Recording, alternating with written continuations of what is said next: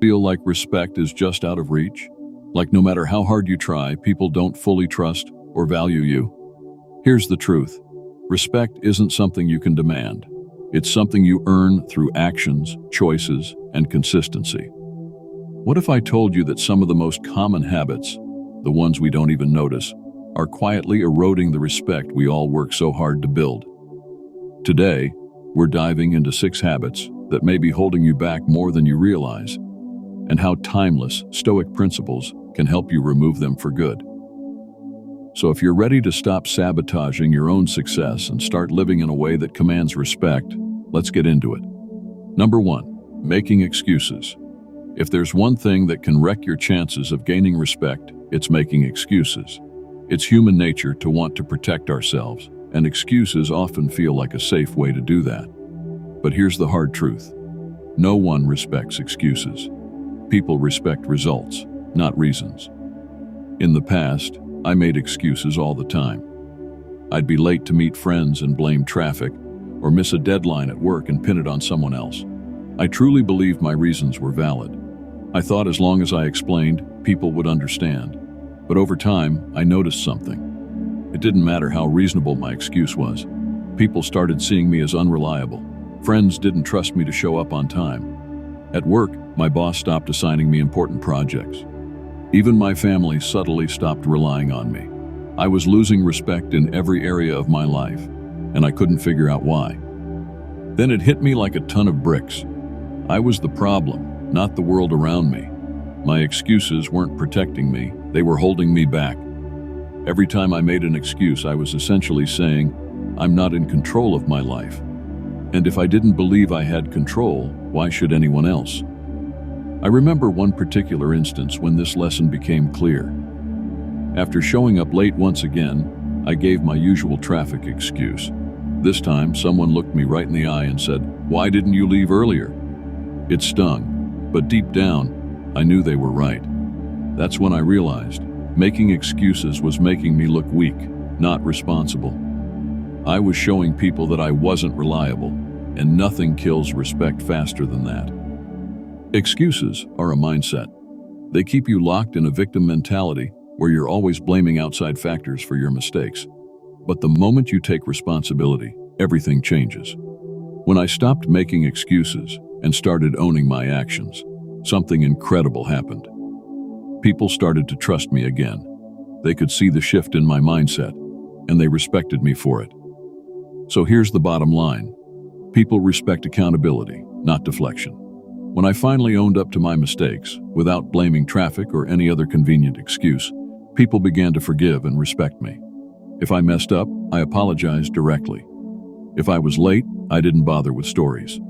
And here's the funny thing. People are much more forgiving when you simply own your actions. They respect someone who says, "That was my bad, I'll do better next time," far more than someone who constantly shifts the blame. If you want respect, start by being real with yourself. Stop lying to yourself before you expect others to respect you. Every time you make an excuse, you're reinforcing the idea that you're not in control. Respect starts with responsibility. When you stop making excuses, you'll be surprised at how much more respect you command, not just from the people around you, but from yourself. Number 2, laziness. If you're lazy, let me tell you this. No one will ever respect you, and to be honest, they shouldn't. This might sound harsh, but it's the truth. You can have all the talent, all the potential in the world, but if you choose to do nothing with it, none of it matters. People don't respect what you could do. They respect what you do. I used to think I could rely on my natural abilities. I'd coast through projects, doing the bare minimum, because I knew I was smart enough to get by without really trying. It was a shortcut. But here's what I didn't realize. No one respected me for taking the easy way out. Sure, people might have said, "Oh, he's capable," but deep down they didn't take me seriously. Why? Because laziness isn't a lack of ability, it's a lack of effort. And it's effort that earns respect. There was one particular time when this lesson hit me hard. I was working on a group project, and everyone put in hours of work, everyone except me. I figured I could just show up, do a little here and there, and let the others handle the bulk of it. But when we presented, everyone's contributions were clear, except mine. I was left in the shadows, The looks I got afterward, the disappointment, the silent judgment, said it all. I had let down my team, and more importantly, I had let down myself. It wasn't just about the project. It was about me not pulling my weight, and it cost me their respect. The thing about laziness is that it's incredibly visible. You might think people don't notice when you're slacking off, but they do. They notice when you're not pulling your weight, when you're cutting corners, or when you're avoiding hard work. And the worst part? Laziness is contagious. It drags everyone else down with you, causing others to stop expecting anything from you. And when people stop expecting much from you, that's the death of respect. Here's the deeper truth. Laziness is a form of self-sabotage. It's not just about feeling tired or unmotivated. It's a mindset where you convince yourself that you can get by without putting in the effort. Every time you choose laziness, you're choosing to stay small. You're choosing comfort over growth. And trust me, people respect growth, not comfort. I had to learn this lesson the hard way. I thought that taking the easy road was smart, that I could save my energy and still get by. But success isn't just about talent or intelligence. It's about persistence, hard work, and dedication. The people who are respected are the ones who push through discomfort, who take on hard tasks, and who show up even when they don't feel like it. Laziness is the opposite of all that. It's proof that you're unwilling to push yourself, and if you're not willing to do that, why should anyone respect you? And here's something to remember. You can't hide laziness. It shows up in how you carry yourself, how you talk about your work, and how you approach challenges. People can tell when you're coasting. They can tell when you're not giving it your all, and it reflects in how they treat you. If you're lazy, don't expect people to trust you with responsibility, to look to you for leadership, or to value your input. Respect isn't a handout, it's earned through effort. The takeaway here is simple but tough. Laziness is a form of disrespect toward yourself and everyone around you. Every time you choose the easy way, you're showing that you value comfort over progress. So if you want respect, it's time to take action. Push yourself, put in the effort, and earn the respect you're after. Show people, and yourself, that you're capable of more than the bare minimum. Only then will respect follow. Number 3, personal appearance. Here's a truth that people don't always talk about. How you present yourself says a lot more than you might think. If you're neglecting your personal appearance, don't expect people to respect you. I know what some might say. Isn't it shallow to judge someone based on looks? Maybe it sounds that way. But the reality is, your appearance is a reflection of how much you respect yourself. And if you can't respect yourself, why would anyone else? I used to believe that people should accept me for who I am, not what I look like. I thought, what does it matter if my clothes are wrinkled or my hair's a mess?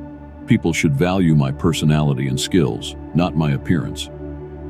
So I'd roll out of bed, throw on whatever was clean, and show up. I convinced myself I was being real or authentic. But in reality, I was just being lazy, and it showed. The vibe I gave off was clear. I didn't care. People weren't taking me seriously. In meetings, my input was overlooked, and socially, I never commanded attention. I didn't realize that by neglecting my appearance, I was signaling to others that I didn't value myself. There was one moment that really woke me up to this. I remember walking into an important event, dressed sloppily, hair unkempt, looking like I just rolled out of bed. The second I entered the room, I could feel the change in the way people interacted with me. There was a difference in their tone, in their body language, subtle but unmistakable. It was as if they decided from the moment I walked in that I wasn't someone to be taken seriously. Meanwhile, those around me who put effort into their appearance commanded attention effortlessly. They walked into the room with presence, and it was clear they were respected even before they spoke a word. That day, I realized that neglecting my appearance wasn't just about how I looked. It was about how I was being perceived and how I felt about myself. When people saw that I didn't respect myself enough to put in the effort, they mirrored that feeling back to me. Respect is as much about perception as it is about character.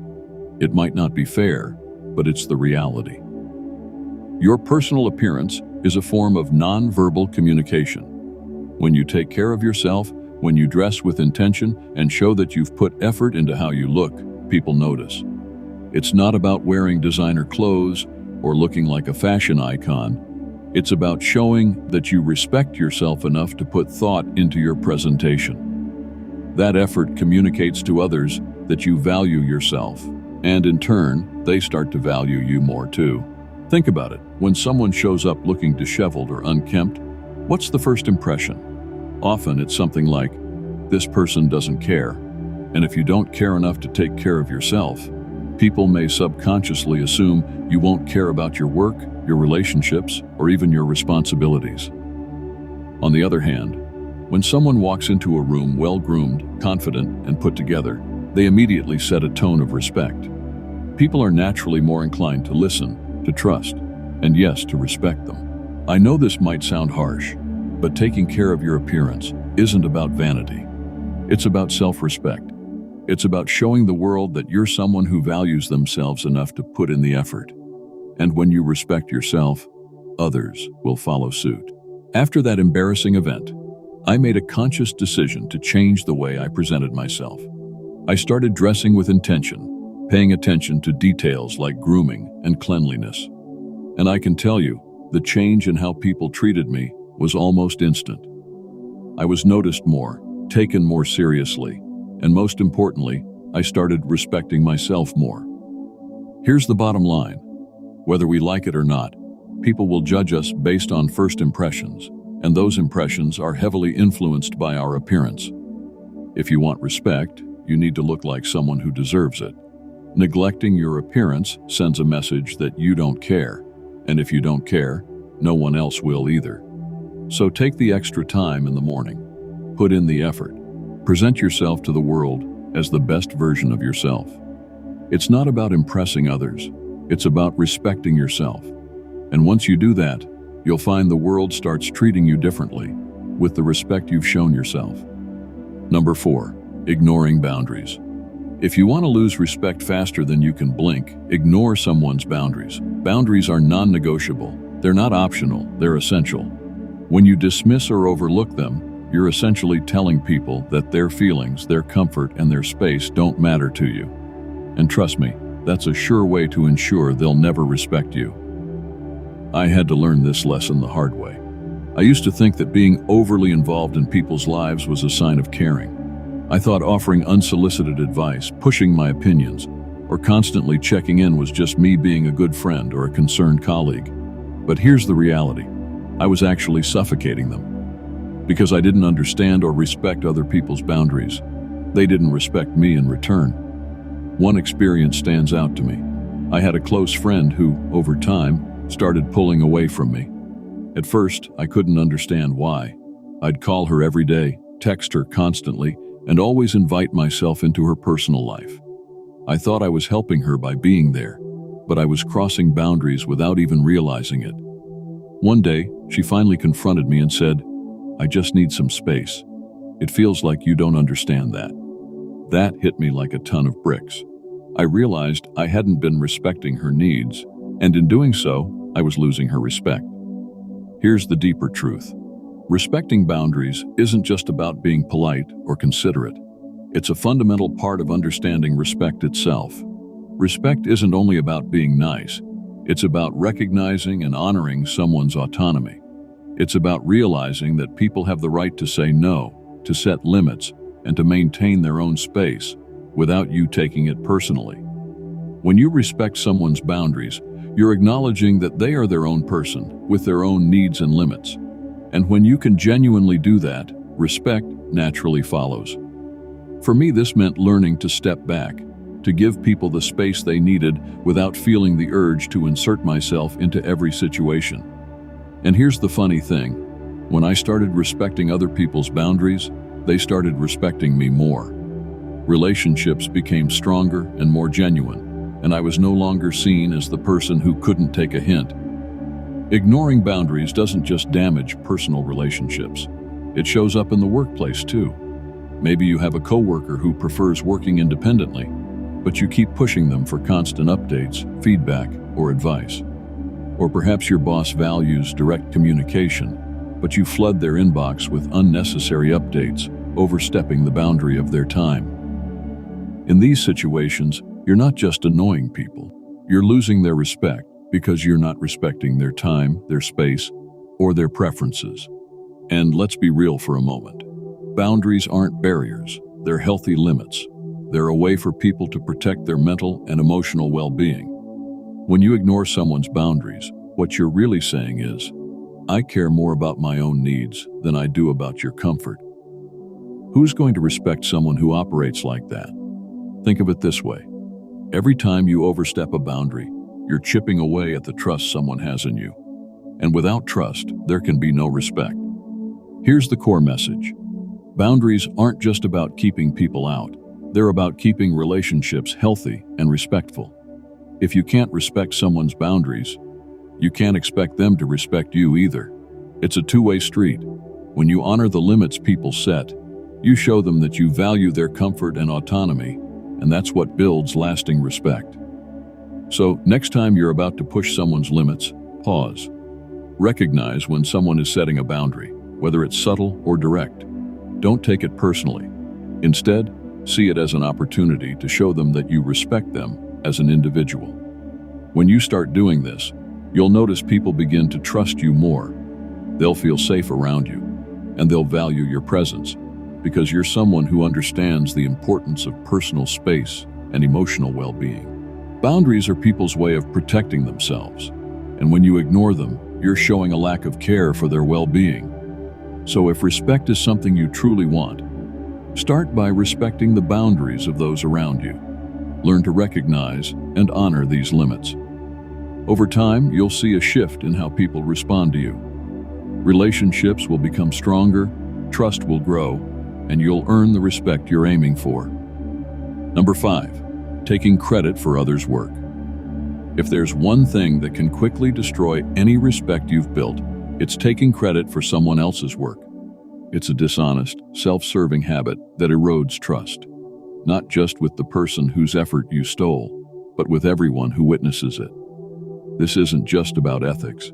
It's about sabotaging your reputation and the respect others have for you. Early in my career, I made this mistake. I was eager to stand out, to prove my worth. So, during a team project, I contributed a fair amount, but one of my colleagues truly went above and beyond. When it came time to present our results, I framed my words to subtly imply that I had done more of the heavy lifting than I actually had. I didn't outright lie, but I definitely shifted the spotlight in my direction, hoping to bask in the recognition. At first, it felt great. The praise rolled in, people were impressed, and I got the attention I craved. But here's the thing, people always find out the truth. It wasn't long before my colleague realized what had happened, and soon enough, others did too. The admiration I had soaked up quickly turned into skepticism and disappointment. What I thought would elevate me only ended up hurting my reputation. And I learned a tough lesson. Respect isn't earned through shortcuts. It's built through integrity, honesty, and collaboration. Here's the deeper truth. Taking credit for others' work isn't just unethical. It reveals an insecurity and a lack of self-confidence. When you take credit for someone else's efforts, you're essentially admitting that you don't believe in your own abilities enough to stand on your own 2 feet. You're broadcasting that you don't think you can succeed without cutting corners. And this mindset doesn't earn you respect. It actually makes you look weak. I've seen this play out with others too. I've watched talented people lose out on promotions, friendships, and opportunities because they gained a reputation for taking shortcuts and claiming credit where it wasn't due. The irony is, people often do this to get ahead faster, but the long-term damage is far worse. Once people see you as someone who doesn't give credit where it's due, you're marked as someone who's only out for themselves. Colleagues hesitate to collaborate with you, friends hesitate to trust you, and people in general keep you at arm's length because they know you're not playing fair. Think about the long-term impact. When you steal credit, you're not just taking someone's work, you're taking away their satisfaction, their sense of accomplishment, and their right to be recognized for their efforts. Imagine how demoralizing that is. Everyone wants to feel valued and appreciated for what they contribute, and when someone takes that away, it creates resentment and distrust. Over time, you're not just burning bridges, you're torching them. And once that bridge is gone, rebuilding it is nearly impossible. Taking credit for someone else's work is a betrayal. It's a silent way of saying, my success matters more than your hard work. And no one respects a person who disregards others in this way. Authenticity is key here. True respect can only be built on a foundation of honesty and trust. Here's a message worth remembering. People respect authenticity. They respect someone who owns their strengths and acknowledges the efforts of others. If you want respect, learn to celebrate others' achievements instead of overshadowing them. Give credit where it's due, and you'll find that people will want to support you, trust you, and yes, respect you far more. From then on, I made a commitment to recognize the contributions of others, openly and sincerely. When I started doing that, I noticed a shift. Instead of focusing on my own success, I supported my teammates and celebrated their achievements. And the incredible thing is, this mindset shift didn't just help my colleagues, it transformed how people saw me. They viewed me as someone who valued fairness, who respected hard work, and who was trustworthy. The truth is, the people who earn the most respect aren't those who shine by overshadowing others. They're those who lift others up along the way. People will always value and remember those who share credit and build up the team. So, if you want real respect, make it a habit to acknowledge others' efforts, to give credit freely, and to let people know that you see their hard work. Not only will they respect you more, but you'll find a deeper, lasting respect for yourself as well. Number 6, being emotionally reactive. Being emotionally reactive is one of the most destructive habits if you want to be respected. It's not just about blowing up in anger. It's about letting your emotions rule your actions, words, and decisions. When people see that you can't control your emotions, they'll hesitate to trust you with responsibility, leadership, or even friendship. Why? Because emotional reactivity signals that you're unpredictable, unstable, and frankly, immature. I've been there. There was a time in my life when I was a slave to my emotions. If something upset me, I'd stew for hours. If someone challenged me, I'd get defensive, raise my voice, or storm off. Looking back, it's cringeworthy. I thought I was standing up for myself, but I was actually showing everyone how little control I had over myself. And here's the real kicker.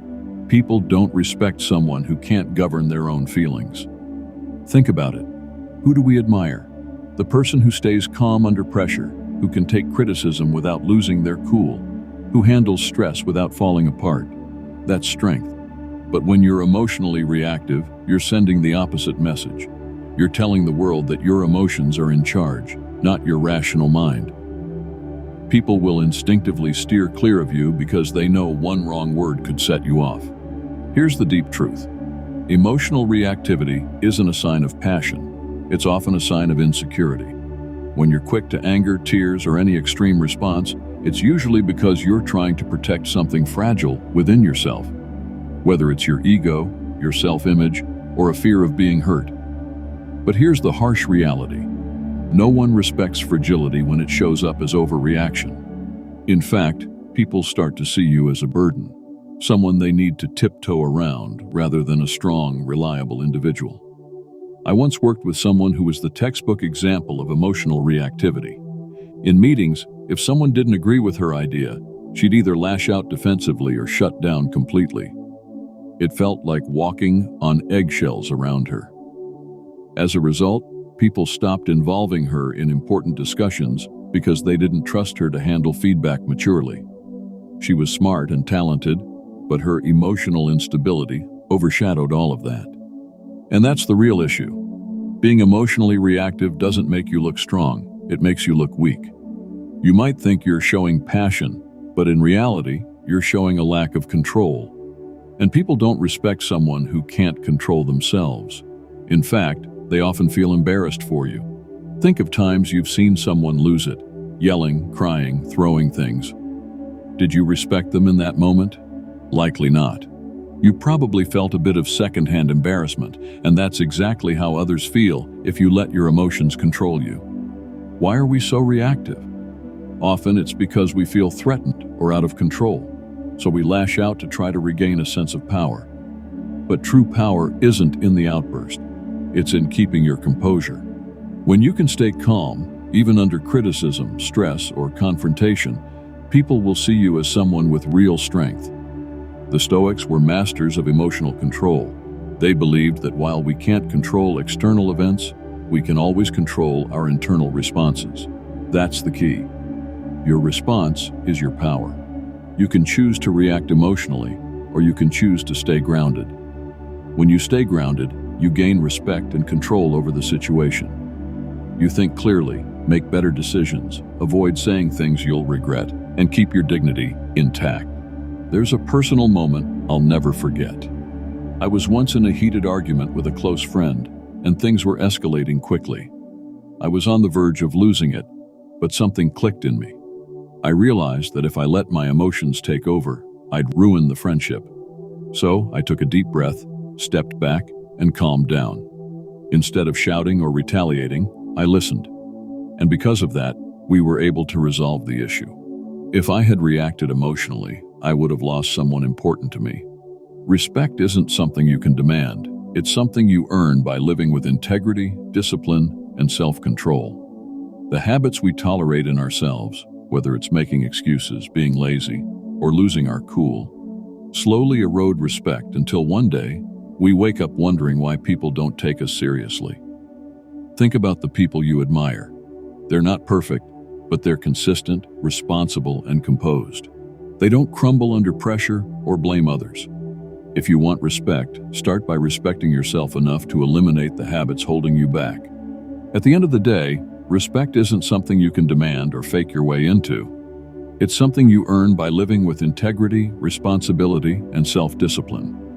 Each habit we discussed, whether it's making excuses, being lazy, neglecting boundaries, or reacting emotionally, challenges us to look in the mirror and be honest about who we are and how we show up in the world. Respect starts from within. It begins when you stop tolerating behaviors in yourself that you wouldn't respect in others. Think about the people you admire, the ones who seem naturally respected by everyone around them. They're not perfect, but they hold themselves to a high standard. They're reliable, grounded, and confident because they've put in the work to build those qualities from the inside out. Here's the truth. You're capable of becoming the kind of person others respect. It starts with owning your actions, cutting out habits that don't serve you, and striving to be better every single day. When you respect yourself enough to be disciplined, accountable, and consistent, others will follow. Respect isn't instant. It's built piece by piece through the choices you make every day. So, as you go forward, remember this. Respect isn't just a reward. It's a reflection of who you choose to be. Take control of your habits, honor your word, and live in a way that earns your own respect first. When you do that, you'll find that the respect of others naturally follows. And that's the kind of respect that's built to last.